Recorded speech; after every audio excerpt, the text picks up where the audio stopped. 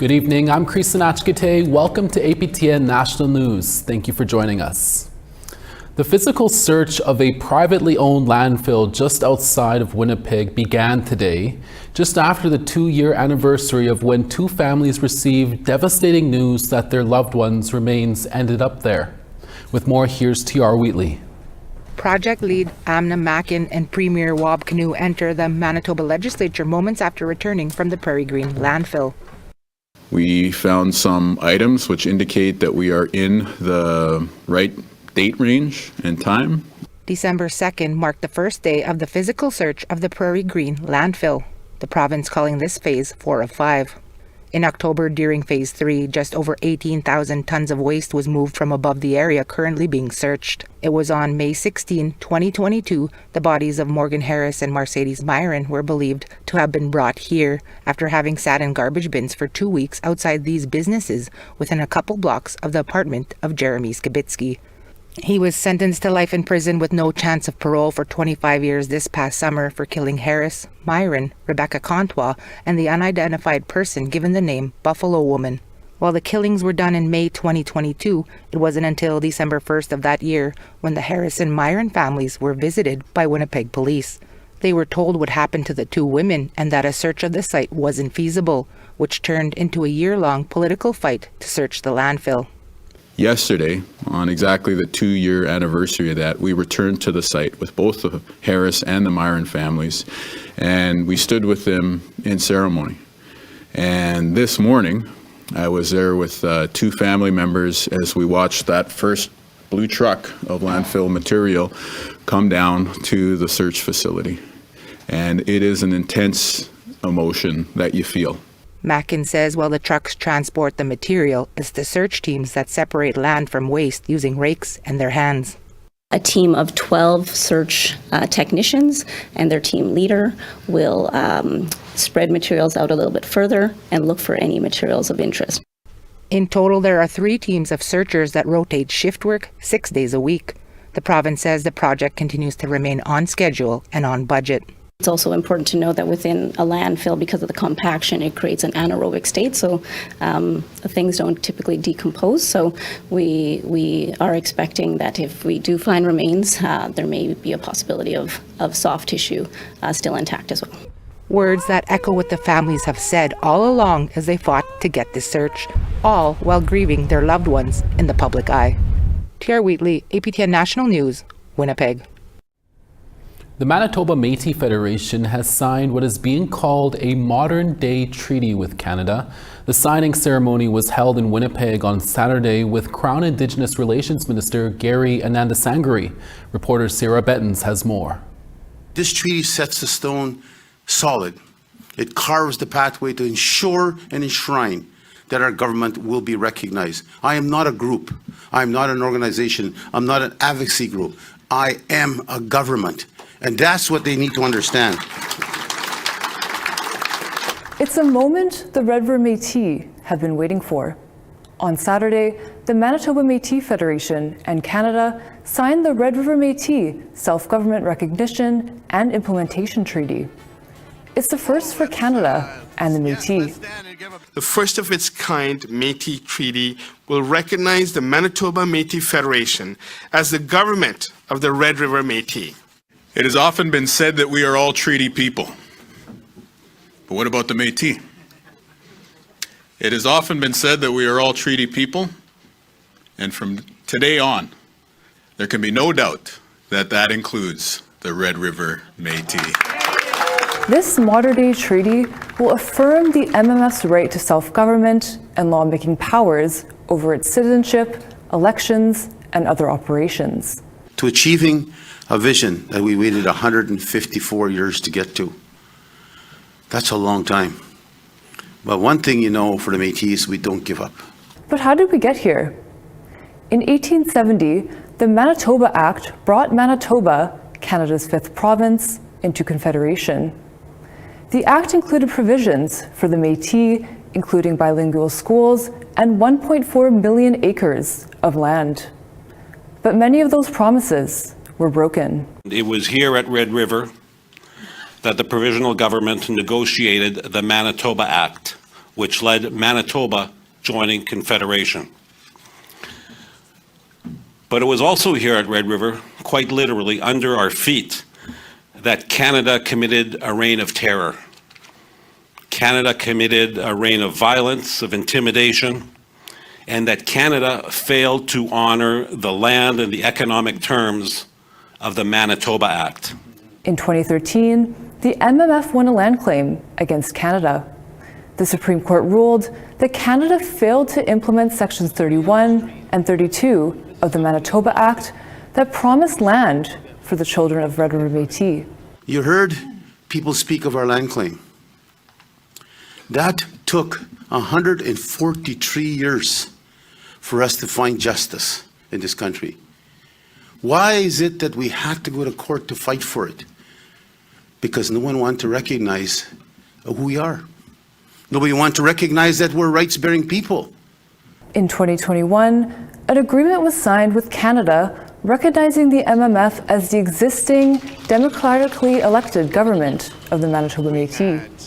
In 2023, 4,000 MMF delegates unanimously supported the treaty. And on Saturday, MMF President David Chartrand and Crown Indigenous Relations Minister Gary Anandasangri made it official. I'm 64. I will probably enjoy the treaty for a short time. But it's not about me, it's about the next generation. The treaty will be the foundation where we will build the pillars that will ensure what our people's needs are, whatever they are, will be addressed within that pillar. Next, the federal government must introduce legislation into Parliament that, if passed, would bring their treaty into effect. Chartrand said the federal Liberals, NDP, Bloc Québécois, and Greens have stated that they'll support the treaty. APTN reached out to Conservative Party leader Pierre Poilievre's office asking if they are also in support. They did not respond by airtime. It is also unclear how the signing affects the rights of Treaty Indians. If legislated, the first modern Métis treaty would receive constitutional protection.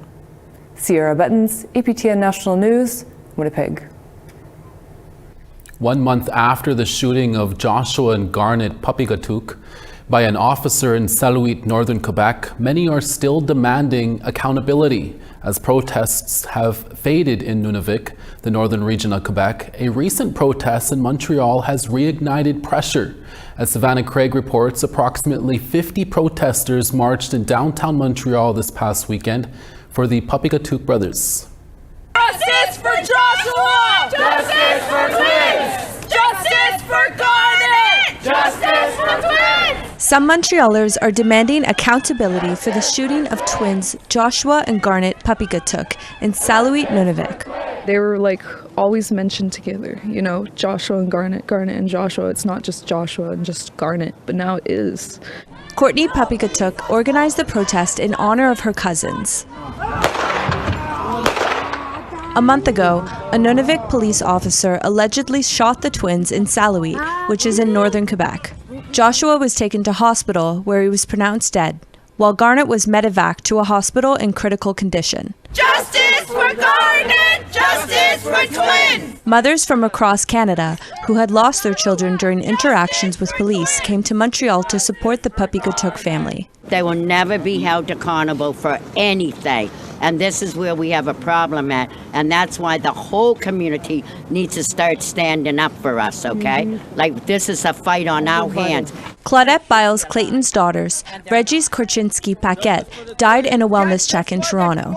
No justice! No peace! Martha Martin is the mother of Chantel Moore and Mike Martin, both members of Kaska First Nation in British Columbia. I've lost my daughter in 2020, and 5 months after I lost my son. Chantel was killed during a police wellness check, and Mike died by suicide while in police custody. How many gatherings do we need to continue coming to? 16 lives have been lost in Nunavik. This protester says policing in Nunavik needs more cultural training. There is a huge gap between the policing and the community. I believe that the police services are not culturally informed. They're not trauma informed. For weeks following the shooting, protests were held across Nunavik. Justice for Joshua! Salouit resident Donald Michael Cameron says Nuna Vimutes have mistrust in the investigation being carried out by the Bureau des Enquêtes Indépendants, or BEI. The BEI came in days later to do their investigation, and they were there for a little over 24 hours, and then they left the community. There was no information given to us other than the BEI is coming to town. If you were a witness, please come forward and talk to the BEI. The BEI said it would not provide an update on its investigation as it is ongoing. This is not the first time we've marched. This is not the first time we've demanded peace. Demands for accountability still continue, with the calls now extending outside of Nunavik. We ask for justice from the people of Quebec and Canada. The investigation into the shootings in Salouit is expected to take 6 months. Savannah Craig, APTN National News, Montreal. A Kaska First Nation in the Yukon is speaking out after a suspected leak was recently discovered at an abandoned mine site on its territory. As Sarah Connors tells us, it's an incident the Kaska are all too familiar with. The Wolverine Mine is located in southeastern Yukon on asserted Kaska territory. The underground mine was abandoned in 2015 by Yukon Zinc Corp after it went bankrupt. The Yukon government is now responsible for the site. Last week, it said contaminants had been detected in discharged water at the site's tailings facility. The government suspects the facility's liner, which is used to store tailings, is leaking. Well, we're concerned. We're very concerned. Dylan Loblow is the chief of the Ross River Dinna Council, located 135 kilometers from the mine site. He says his people are worried about the leak and what that could mean for the environment and nearby waterways that supply drinking water. And when impacts like this hit us, it comes with big concerns on health and safety. Wolverine is one of at least 4 abandoned mines on Kaska territory. Perhaps the most infamous is the Faro Mine, once the largest open-pit lead-zinc mine in the world, now considered one of the most contaminated mine sites in Canada. Loblaw feels these incidents indicate mining in the territory always comes at a price. How much more mining can our environment, take? He's hopeful the government can rectify the situation quickly and with minimal environmental damage. And we look to our counterparts there for a positive outcome and, immediate action. We reached out to Yukon government for comment, but no one was available. A spokesperson says it's still not yet clear what caused the suspected leak, and the government is taking immediate action to address the issue. Sarah Connors, APTN National News, Whitehorse. Indigenous women are more likely to face barriers when screening for breast cancer. That story when we come back. Plus, here's a preview on what Tina House is working on. I'm Tina House. Tomorrow I have a story for you about a grandmother that overcame all the odds to reach her dreams and to finally be called to the bar. That's coming up tomorrow on APTN National News.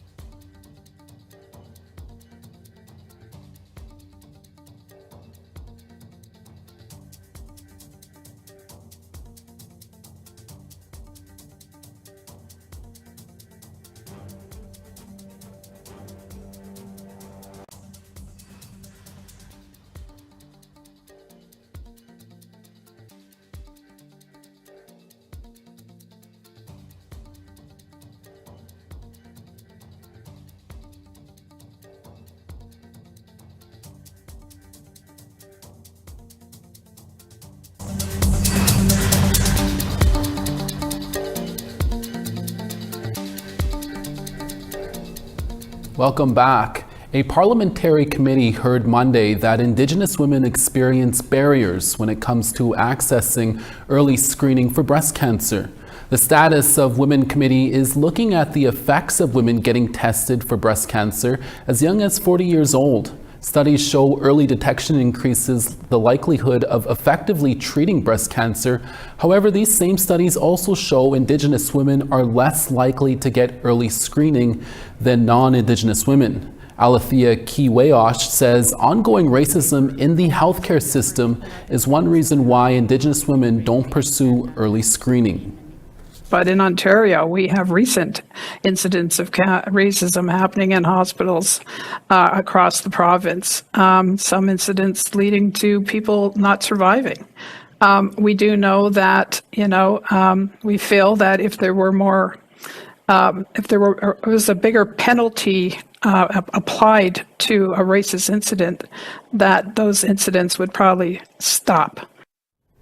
2 youth centers in Edmonton have been helping people more than ever this year. So much so, the centers are now preparing for a fundraiser next week to help them keep up with the growing demand.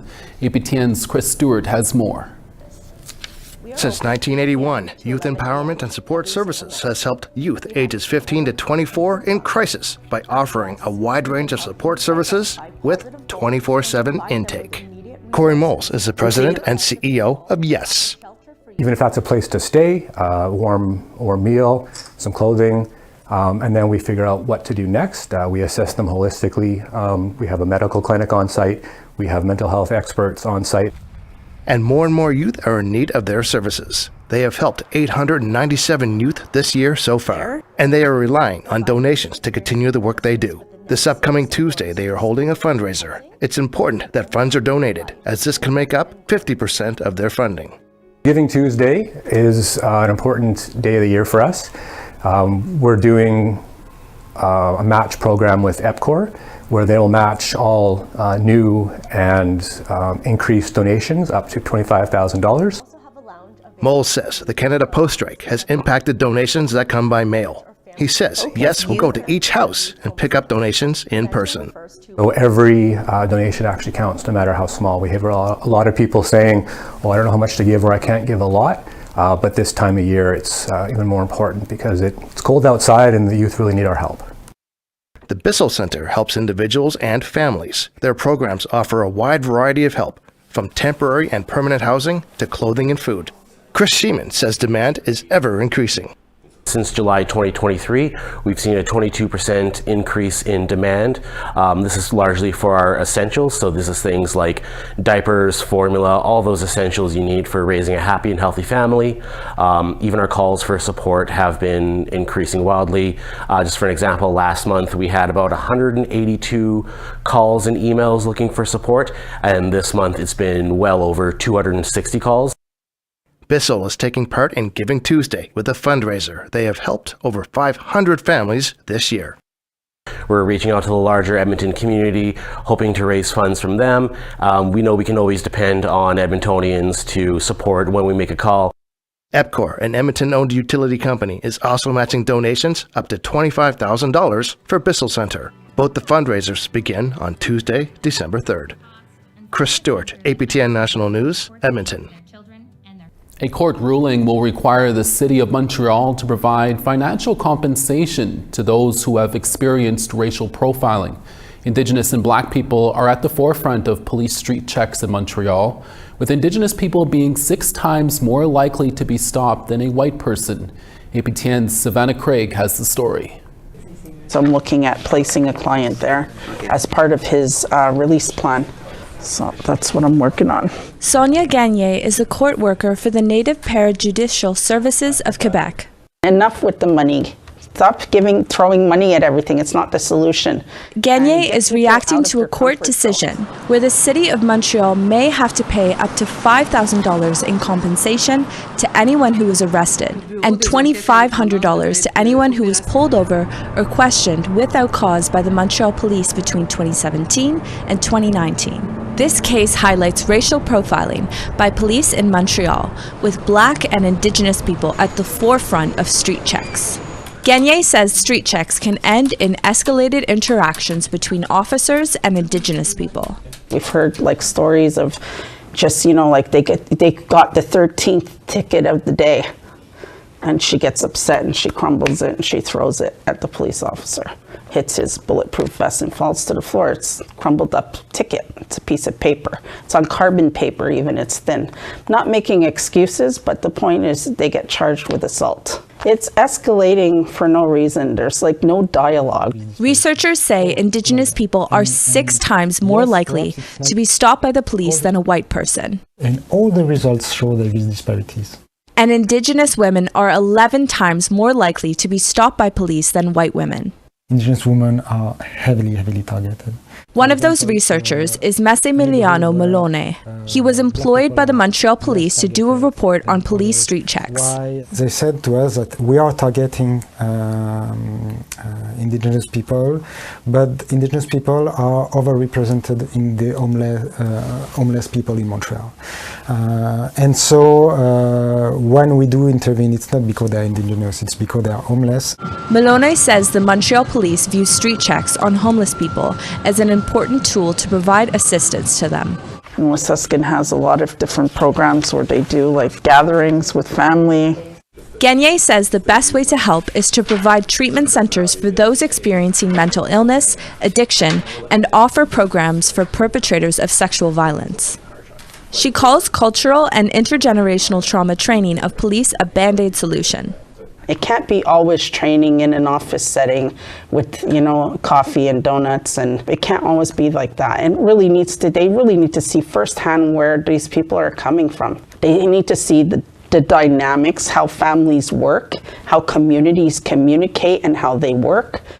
The City of Montreal will be appealing parts of this case, including the way compensation is calculated for victims of racial profiling. Savannah Craig, APTN National News, Montreal. Coming up next, we have photo of the day and weather. We'll be right back.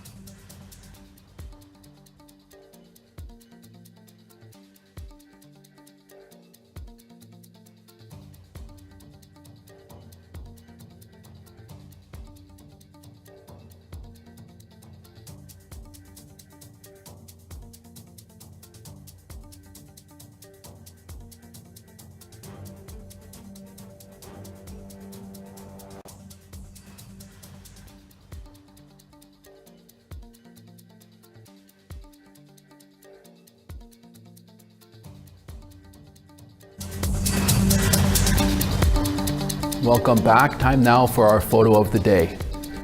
Alf Carboni of Winnipeg, Manitoba was recently visiting St. John's, Newfoundland, and could not help but enjoy the clear blue sky and calm waters. He tells us this is one of his favorite places to visit. Thank you for the picture, Alf. For your chance to be our next photo of the day, send us your photos to share@aptn.ca. Now let's take a look at tomorrow's weather forecast. Starting on the east, St. John's 5, Charlottetown 1. Cartwright -6, Inujuak -15. Saguenay 5, Gaspé -1. Peterborough -2, Sault Ste. Marie 0. Timmins -8, Wawa -5. -20 in Churchill, Thompson -13. -5 in Gimli, Dauphin -1. -1 in Yorkton, North Battleford +1. -19 in Uranium City, Buffalo Narrows -17. Sunny and -20 in High Level, Peace River 3. 1 in Medicine Hat, Lethbridge 5. Campbell River 7, Bella Coola 6. Sandspit 9, Prince Rupert 10. -23 in Rock River, Dawson -29. -19 in Yellowknife, Wrigley -23 and partly cloudy. -23 in Polituck, Inuvik -26. -21 in Cambridge Bay, Chesterfield -19. -21 in Clyde River and Igloolik -20.